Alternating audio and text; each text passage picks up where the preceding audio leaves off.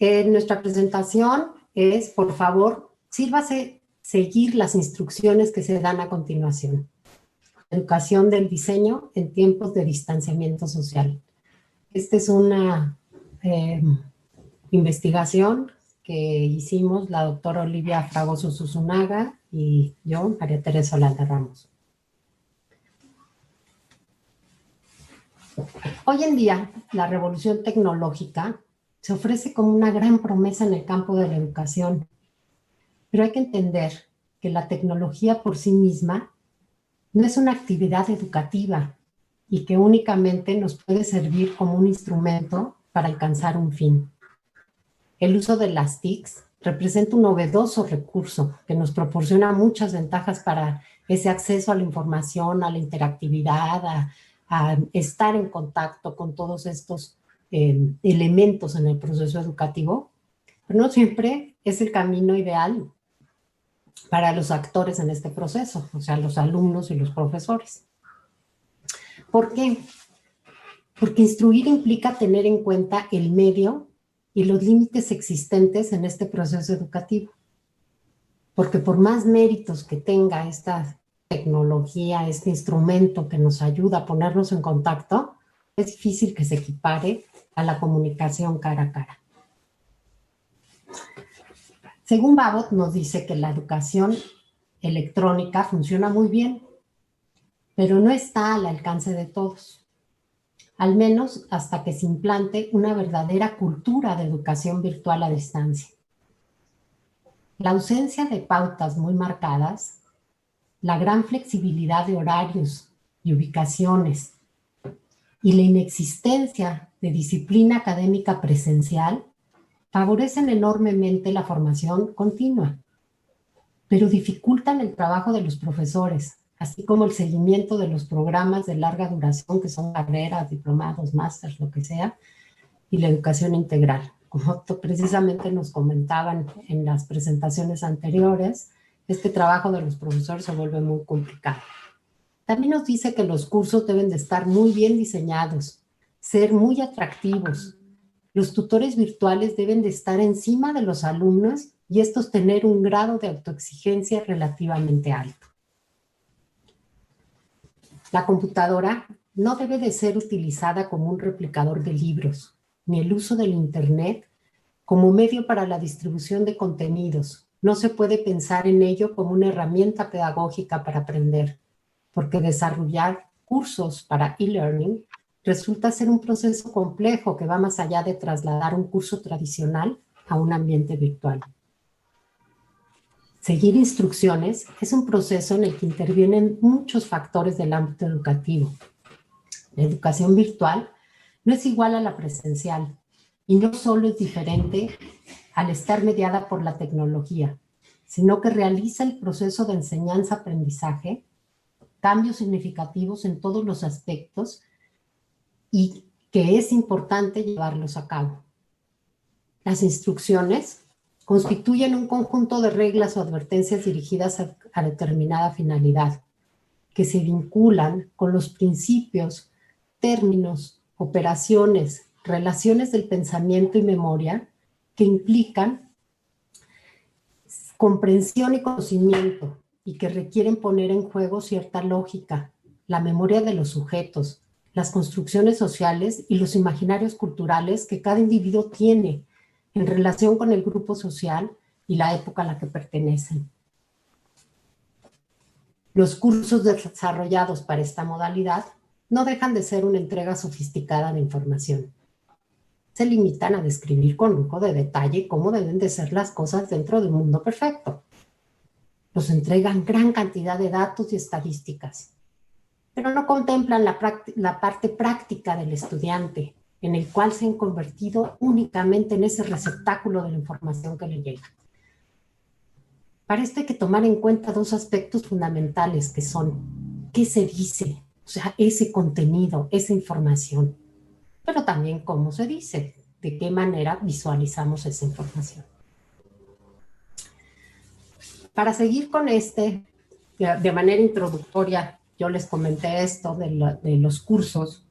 Pero para platicarles un poco cómo nos metimos en esta pequeña investigación, dejo a mi compañera, la doctora Olivia Fragoso, que nos cuente cómo fue esta metodología y cómo nos metimos en esta pequeña investigación. Adelante, Olivia. Muchas gracias, Tere. Yo agradezco a los organizadores por haber aceptado nuestra propuesta. Desde luego a la doctora Tere, con quien he estado trabajando últimamente. Y en esta interacción que hemos tenido, Tere y yo, cuando surgió la propuesta de trabajar en estas líneas, nos pusimos a pensar en qué podríamos desarrollar. Casualmente estábamos trabajando en un seminario y compartimos algunos estudiantes en alguno de los trimestres y se nos ocurrió la idea de trabajar justamente en esta temática de las instrucciones. Es muy interesante el que nosotros pensemos, por ahí de los 90, estaban estas teorías japonesas, la teoría Z, no sé si alguien recuerde por ahí, o la teoría de la calidad que los japoneses planteaban. Y yo recuerdo que en aquel entonces que me interesaban las cosas de administrativas y de mercadotecnia y las leía, ahora ya no, pero en aquel entonces alguien me comentó que en México era mucho más caro supervisar a la gente que el proceso de producción de los objetos. Y eso fue algo que a mí me sorprendió muchísimo. La cuestión está en que la gente en México, culturalmente, tenemos problemas para seguir instrucciones. Este es un hecho, no tengo la evidencia teórica para decirlo, más que la memoria de lo que recuerdo. Sin embargo, el trabajo que nosotros estamos presentando en este momento no pretende ser un trabajo teórico ni desarrollar todos estos aspectos, salvo la parte que ya explicó Tere del diseño instruccional. Nosotros decidimos ir con los estudiantes y hacer una indagación sobre qué es lo que sucedía, porque la pregunta estaba en torno a qué es lo que está sucediendo en estos ambientes de educación remota, concretamente en lo que nosotros estamos trabajando, en nuestra experiencia directa, y observamos que había problemas en los estudiantes de licenciatura para seguir instrucciones. Y después, con nuestra experiencia en el seminario y con un taller que compartimos Tere y yo con un aula virtual para una impartición de un taller, nos dimos cuenta que no eran solamente los estudiantes de licenciatura, puesto que en ese taller estaban participando fundamentalmente gente con doctorado. Entonces, gente con maestría, gente con doctorado y gente con licenciatura y gente sin ningún estudio, todos tenemos problemas para seguir instrucciones. En este sentido, nosotros decidimos generar un pequeño instrumento. Este pequeño instrumento se lo pedimos a los estudiantes como una actividad porque justo observamos, ahora que Laura nos platicaba todas estas precisas instrucciones que desarrolla con sus estudiantes, nosotros decidimos preguntarles a los estudiantes qué es lo que ellos opinaban en relación a la experiencia que habían tenido en clases presenciales y cuál era la diferencia que notaban ellos en relación a las experiencias que podrían haber tenido en la educación remota.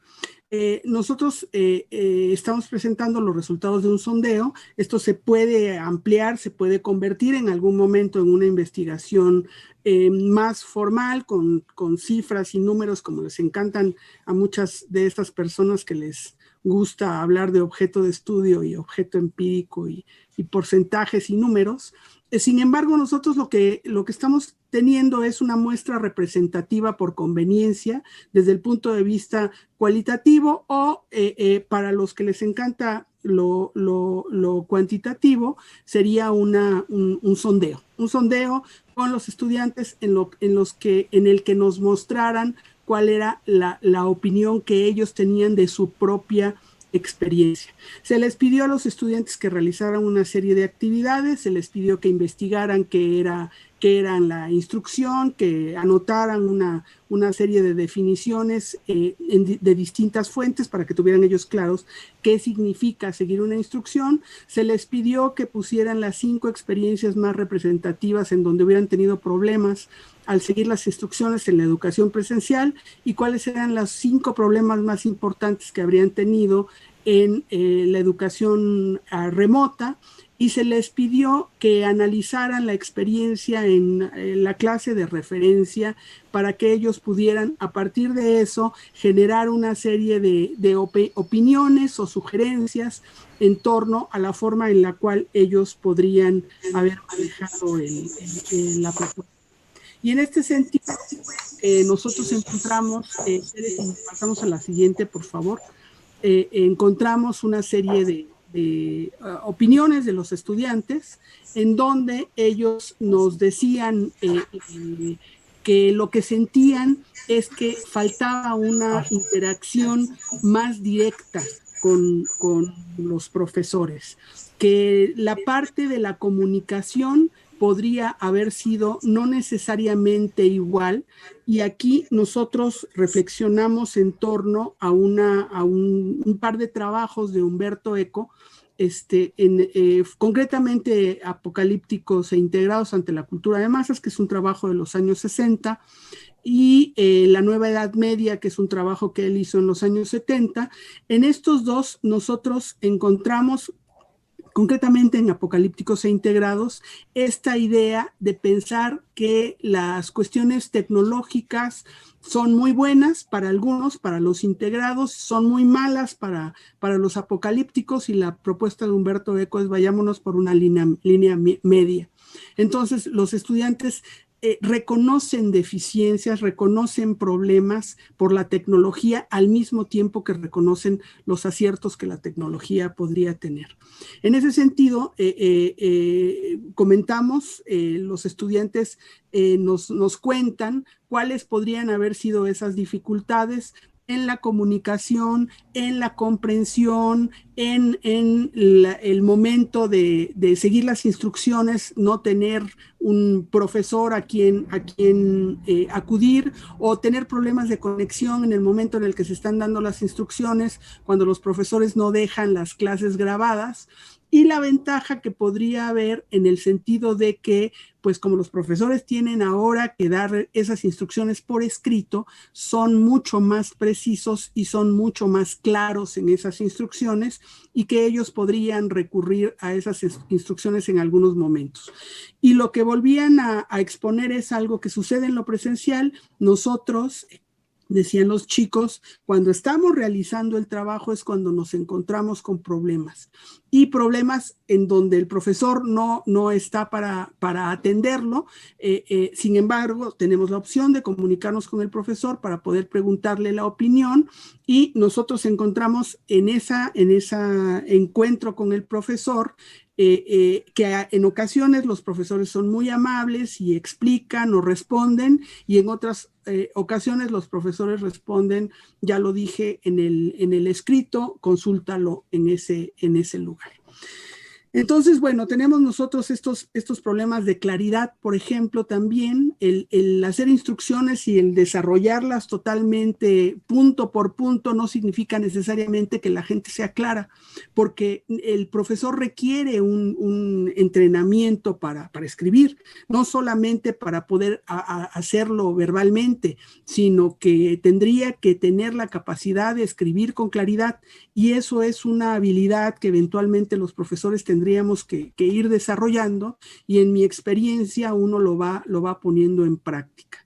Otra de las problemáticas que tendría que ver y que los estudiantes plantearon, que no tendría ya que ver ni con la comunicación ni con la claridad, tendría que ver con la capacidad que tiene la gente para leer todo el material, y no solamente leerlo superficialmente o leer una parte de las instrucciones, sino leerlo todo, que eso es lo que en muchas ocasiones sucede. Por ejemplo, se le pide al estudiante, sube los archivos en tal formato, con tal nombre, a las personas, no a los estudiantes, porque les decía que también con profesores nos sucedió exactamente lo mismo. Pon tal cosa, tal cosa, tal cosa, todo está totalmente claro, perfectamente comunicado, claramente resuelto, y la gente no hace las cosas. Y la pregunta es, ¿por qué no estás haciendo, por qué no estás siguiendo las instrucciones si está perfectamente claro ahí? Yo no lo quiero hacer porque yo no quiero poner esto, o a mí no me interesa, o yo no lo leí, o yo estaba en otro lado, o mi mente estaba en otra parte, o estaba escuchando la serie o la televisión mientras eso estaba sucediendo y mientras estaba haciendo la actividad o estaba haciendo la tarea y no le puse atención. Y en ese sentido tendríamos nosotros un avance a una conclusión parcial que nos podría llevar a otro camino, que sería, por ejemplo, pensar en esta semiótica de las pasiones. Por cierto, yo estoy colaborando con un proyecto de la doctora Tere de semiótica. Y hablando de la semiótica de las pasiones, tendríamos esta idea de querer, poder, saber, tener. Entonces, en algunas de estas ocasiones yo puedo seguir las instrucciones, pero no quiero. O no sé seguir las instrucciones, o no tengo los elementos o las capacidades para seguir las instrucciones. Lo mismo sucede con el docente, que tanto el docente es capaz, sabe generar estos procesos de instrucciones, o quiere hacer instrucciones o no quiere hacerlas. Entonces, bueno, ahí tendríamos otro tipo de problemáticas que enfrentar. Y de nuevo regreso yo a Humberto Eco, con esto cierro para devolverle la palabra a la doctora Tere y que haga su cierre de conclusiones, en donde nosotros, a partir de este proceso, requeriríamos trabajar más en esta interpretación de datos, porque en esta ocasión solamente fue un acopio y una reflexión sobre un problema para enunciarlo. Podría ser una oportunidad para trabajar de una manera más profunda en esto y para relacionarlo con otros aspectos teóricos, o sea, desarrollar más una línea de investigación en torno a qué sucede con la gente en el sentido del seguimiento de instrucciones, particularmente porque seguir instrucciones o no seguirlas significa que el proceso no se realiza, y vuelvo a citar la teoría Z o la teoría de la calidad, y nosotros tendríamos un nivel bajo de productividad y una pauperrimización del proceso educativo, es decir, un empobrecimiento del mismo, porque la gente no quiere, no sabe, no puede, no debe seguir instrucciones. Muchas gracias, de mi parte es todo. Le regreso la palabra a la doctora Tere para que haga el cierre de esta exposición. Muchas gracias, Olivia, por toda tu exposición. La verdad, creo que lo explicaste muy bien. Realmente justo fue a lo que nos enfrentamos, es seguir las instrucciones. Qué trabajo nos cuesta, ¿no? Pero también tenemos que ponernos de acuerdo al cómo las decimos. En el pedir está el dar. O sea, les exigimos mucho a nuestros alumnos, pero hay que explicarlos bien. Allí el comentario que ponía una de las alumnas que decía de esas informaciones evolutivas, un día me dicen una cosa, otro día me dicen otra. O sea, cuidado. O sea, como lo decía yo al principio, no se trata de únicamente virtualizar los cursos. O sea, hay que pensar que en este distanciamiento la comunicación asertiva es ahora sí indispensable. Y no nada más la comunicación verbal, como lo explicaba muy bien Olivia, diciendo que se deben de plasmar todas las instrucciones. Yo como diseñadora gráfica tengo que decirlo, y parte y la base de mi tesis de doctorado en visualización de la información es eso. O sea, cómo aparte de ponerlo, hay que ponerlo bien verbal y visualmente. ¿Ok? Pues con esto concluyo. Muchas gracias a todos.